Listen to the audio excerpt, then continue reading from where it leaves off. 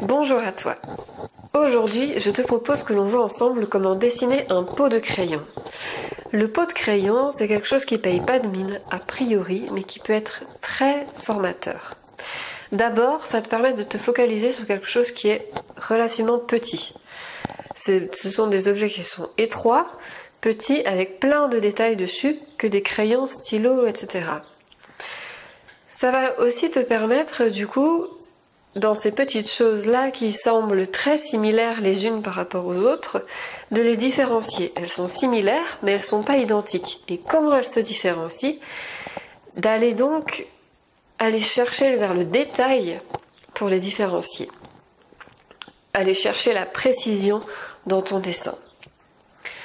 Et cette multiplication, ces choses similaires mais pas identiques vont du coup aussi te permettre de redécouvrir des objets de ton quotidien que tu crois bien connaître mais qui finalement, tu vas le voir, peuvent donner un petit peu plus de fil à retordre que prévu. On y va? C'est parti. Dans un pot de crayon, on a deux parties distinctes. Le pot de crayon, qui est en l'occurrence pour moi un pot de confiture sans couvercle, donc quelque chose qui est en verre, et puis les crayons qui dépassent. J'ai décidé de prendre mon pot, de dessiner mon pot depuis une vue en plongée, donc une vue un petit peu au-dessus du pot plutôt qu'une vue en profil. La première chose à faire, c'est de dessiner la structure la plus simple, c'est-à-dire ce à quoi on va pouvoir se raccrocher, c'est le pot. On est d'accord que on a les crayons dans le pot et que donc il nous faut un pot. On va voir ça. Je vais d'abord faire l'axe de mon pot de crayon.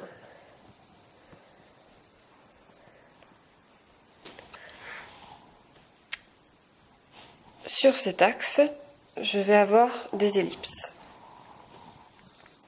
Alors, il faut que je préserve plus de hauteur en haut qu'en bas. Mon pot de crayon, au total, il va faire cette hauteur-là. C'est à peu près à la moitié que se trouve le pot en lui-même. Par contre, j'ai une ellipse que se trouve le pot en lui-même. Donc, je vais lui dessiner sa largeur.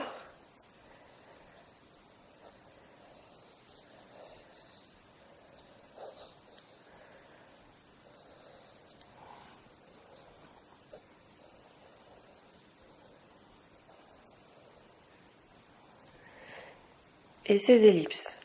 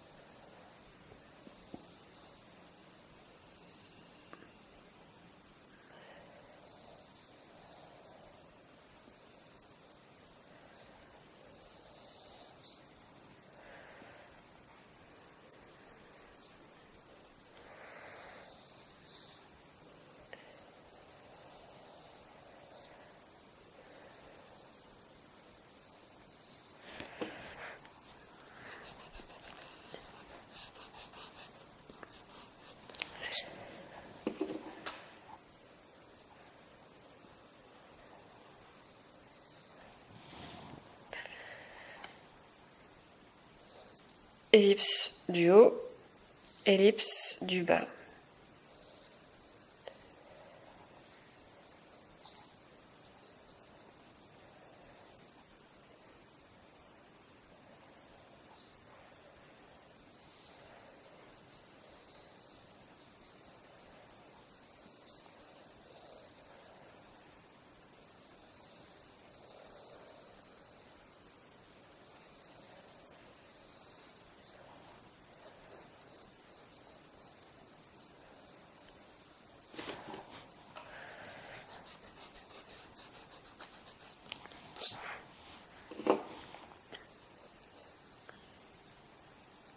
Il a aussi un rebord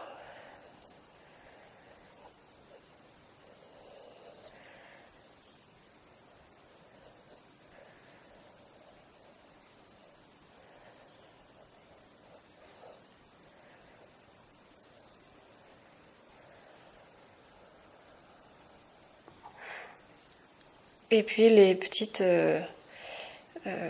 surépaisseurs qui permettent de visser un couvercle sur ce fameux pot de confiture.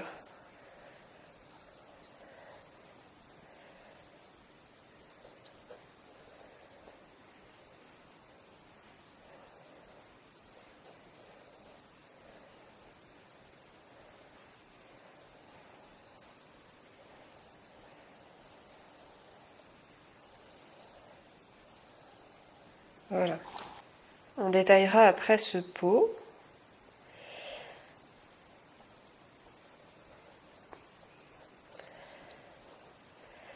Je vais juste me vérifier par rapport aux proportions globales.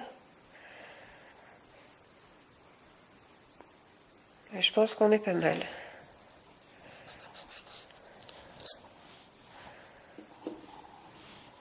Il paraît plus large, mais je pense que c'est vis-à-vis des ombres. C'est grâce aux ombres. Ensuite, sur mon axe ou à peu près, j'ai cette énorme paire de ciseaux. Alors cette énorme paire de ciseaux, on va la faire tout de suite. Ça va être un des grands repères de ce pot de crayon. Pourquoi? Parce que c'est au milieu. Et en plus, c'est assez massif. Donc c'est très visuel pour se repérer.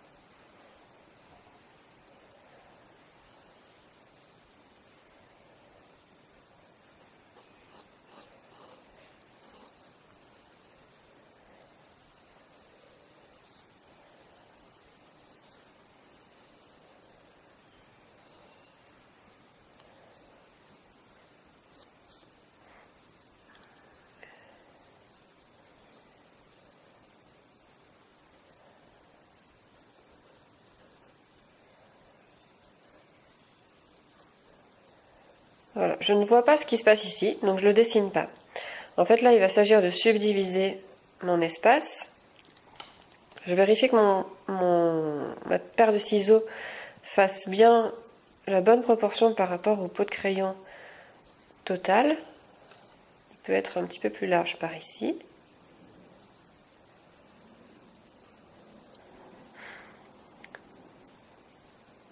Là, on va faire ça bien pour pouvoir se vérifier. Ça a l'air, encore une fois, plutôt construit. Ensuite, j'ai d'autres choses qui sont flagrantes, qui sont les plus repérables. Par exemple, j'ai cette histoire de compas ici à droite. Donc, je dessine le compas. En plus, il touche les ciseaux. Donc, je vais pouvoir bien me repérer.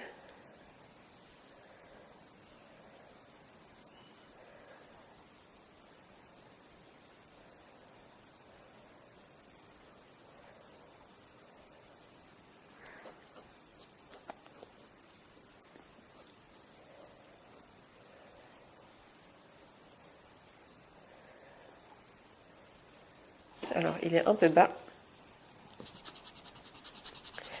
Il est plus haut que ce qu'on croit.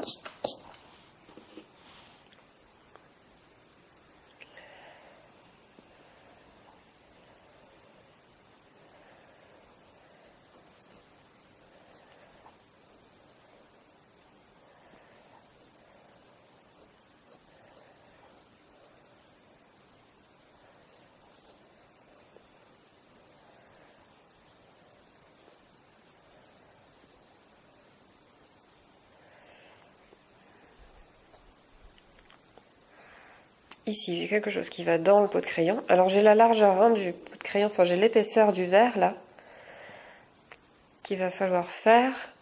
Et du coup, je me rends compte que mon compas, il ne touche pas le pot de crayon. J'ai une erreur ici. Donc, qu'est-ce que je fais? Je prends les choses dans l'autre sens. Je vais refaire mon compas un peu plus haut.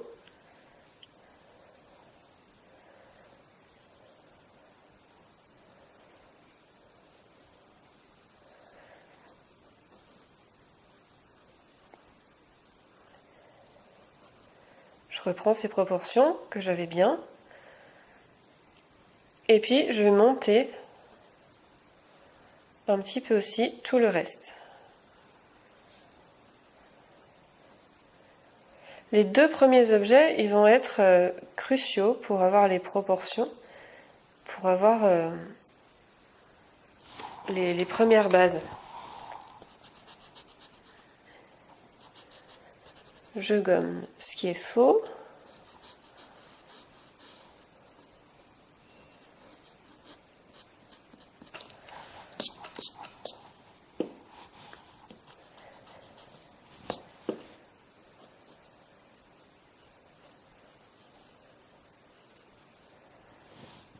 Alors, je peux même augmenter là. Du coup, je suis plus juste aussi ici. Ça touche.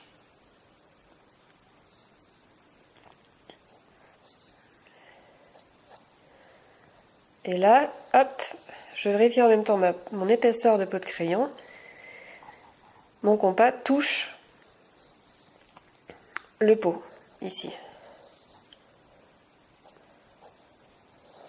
Je vérifie la largeur de mon rond parce que je vais ajouter la largeur de la pique du compas.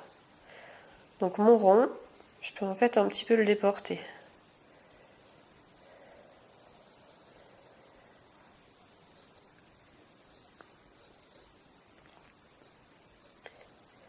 J'ai la roue qui touche presque le sol, qui arrive plus bas que l'axe horizontal de l'ellipse.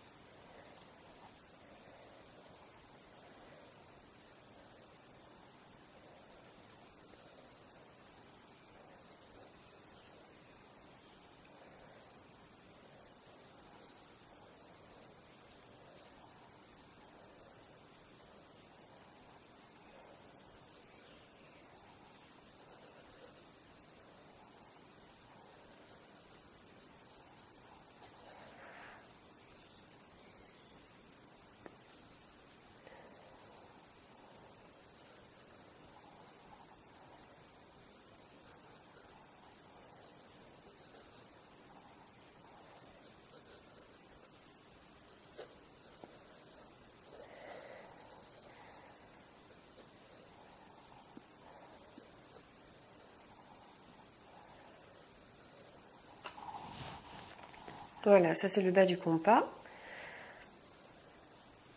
Par rapport à en haut, je trouve que c'est encore un peu bizarre. Le rond du haut doit être beaucoup plus grand.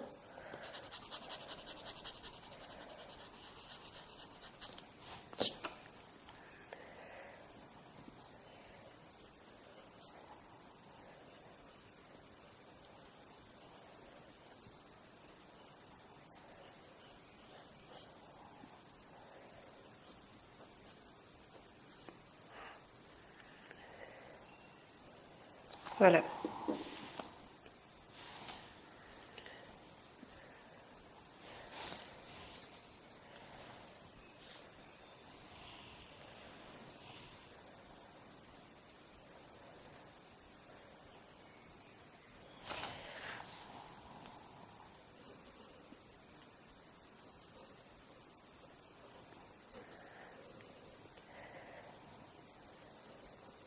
Mon ciseau est penché.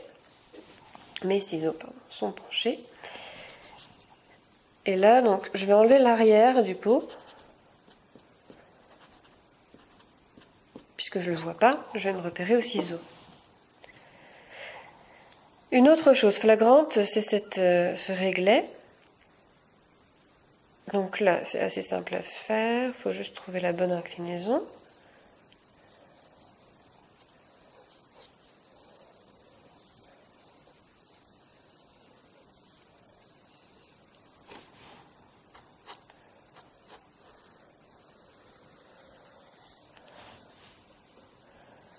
Voilà, on vérifie le vide et le plein.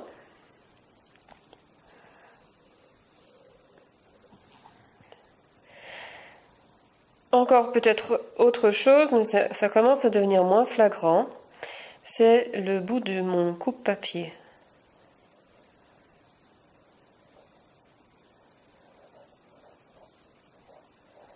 Là, on commence à aller dans le plus petit.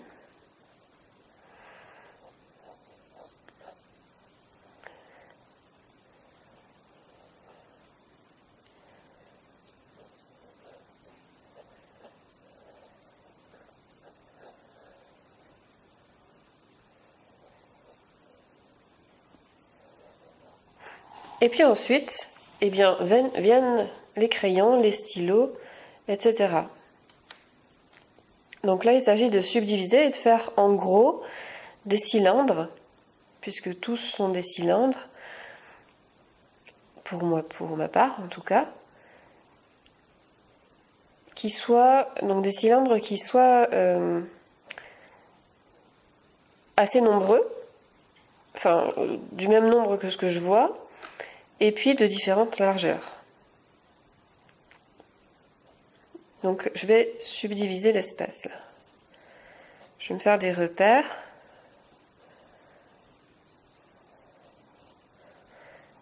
L'effaceur, le stylo vert, le stylo rouge, le stylo jaune.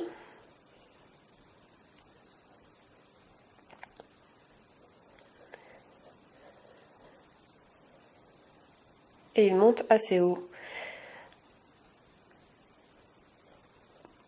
Je l'ai fait tout de suite parce que je sais ce que je fais là.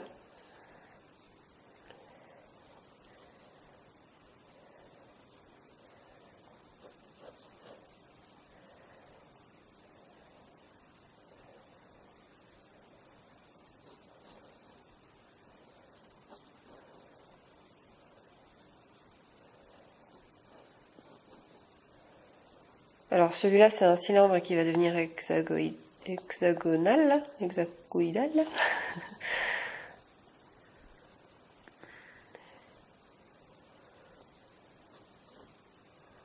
On le fera après. On a un petit bout violet là, le stylo violet qui dépasse.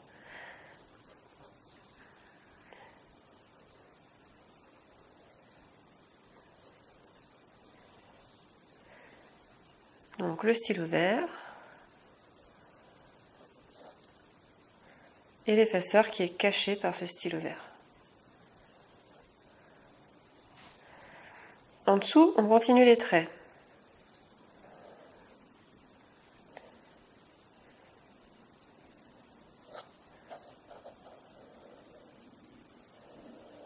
Je m'augmente en plus la difficulté avec un pot en verre, hein, c'est sûr. Il y a beaucoup plus de choses à dessiner.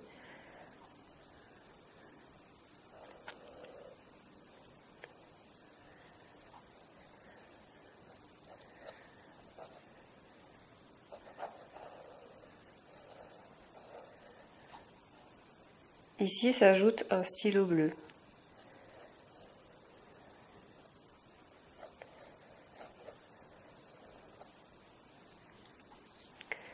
Je continue mon stylo jaune.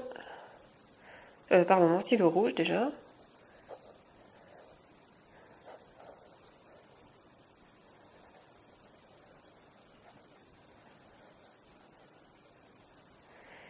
Et le stylo jaune, il vient un peu en biais du stylo rouge.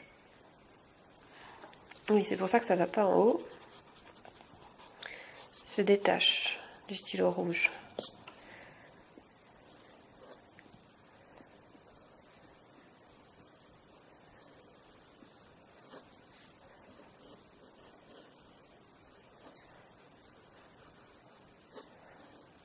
Voilà. Le stylo doré. Alors là, on a un amas de bouts de stylo. Entre le stylo rouge, un autre, et le stylo doré.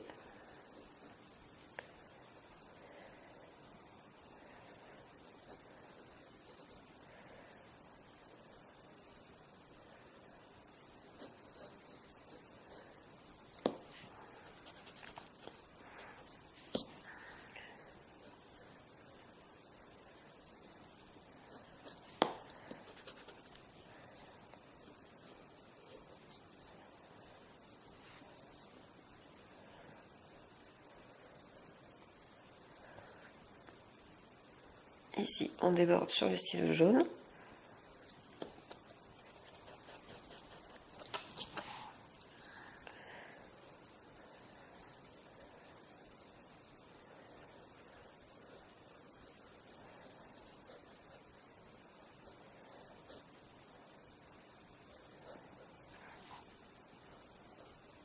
Et là court le stylo doré. Il disparaît derrière, on ne le voit plus très bien par ici.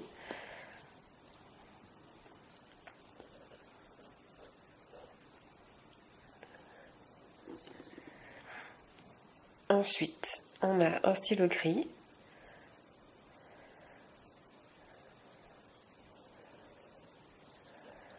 On va se remettre des repères. Un deuxième stylo gris. Et un critérium.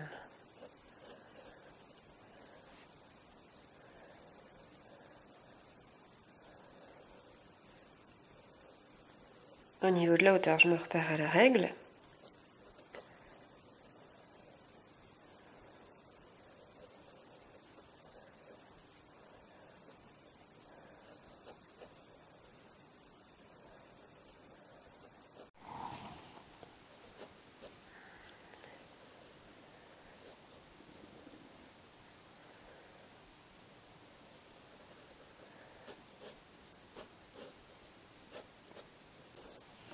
Voilà, je gomme le pot de crayon que je ne vois pas. Et en dessous, je continue. Alors, on a le stylo violet qui vient d'ici, qui va jusque là.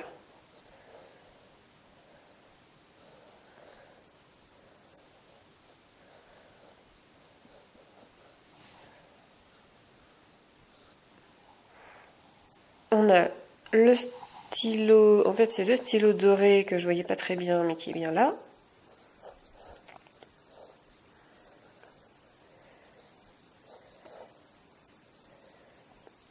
Alors je fais un peu trop à gauche.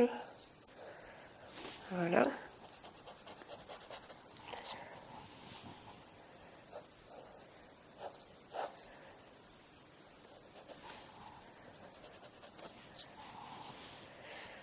Et là, le stylo jaune qu'on voit ici, là, il disparaît derrière le doré. Il se penche vers l'arrière.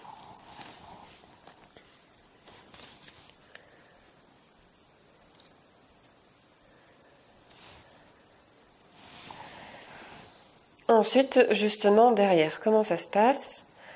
On a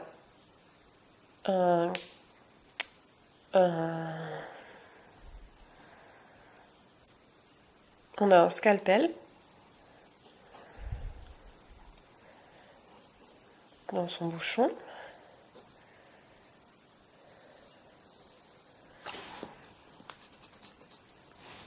Et on a un stylo rose.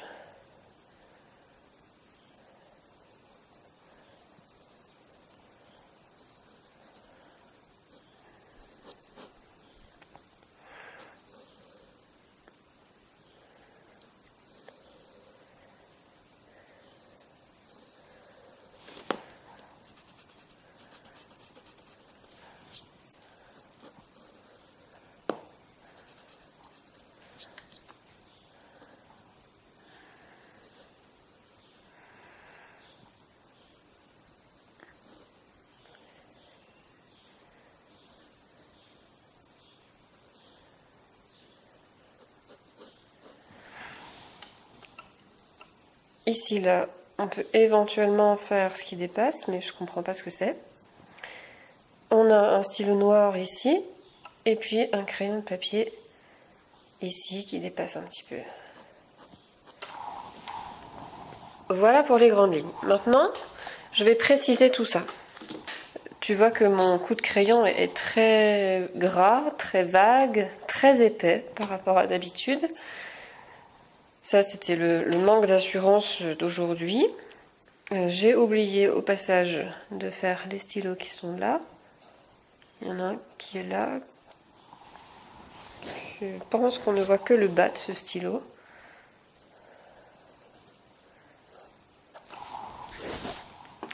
Mais bon, je vais gommer un peu et puis repréciser avec des crayons plus forts ou plus fin. Ou plus, pardon, pas plus fin, plus clair. Et je vais gommer au fur et à mesure.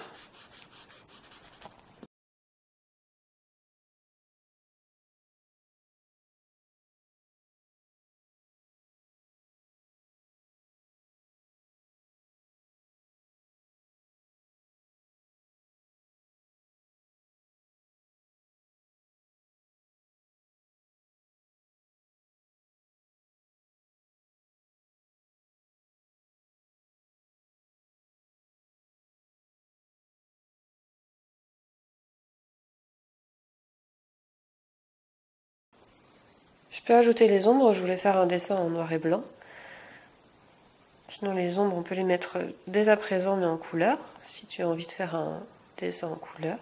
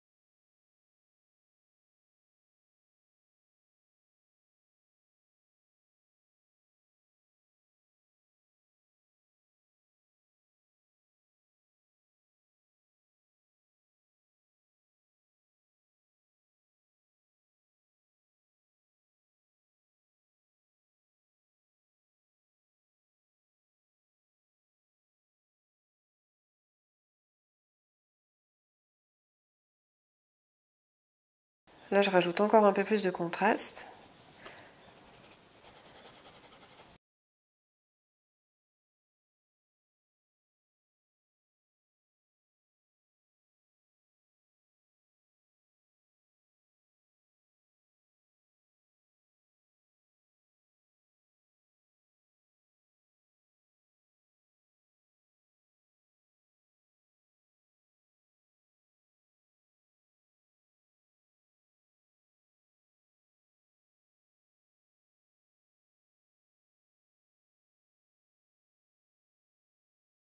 Voici donc le résultat.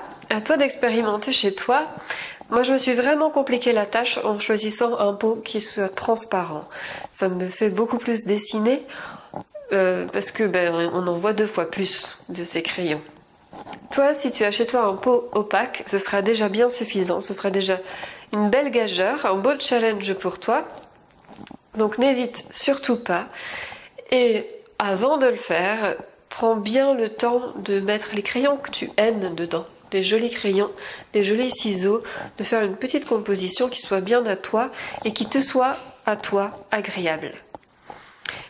Sur ce, je te dis à très bientôt pour de nouvelles vidéos ou via ma formation gratuite. À très vite.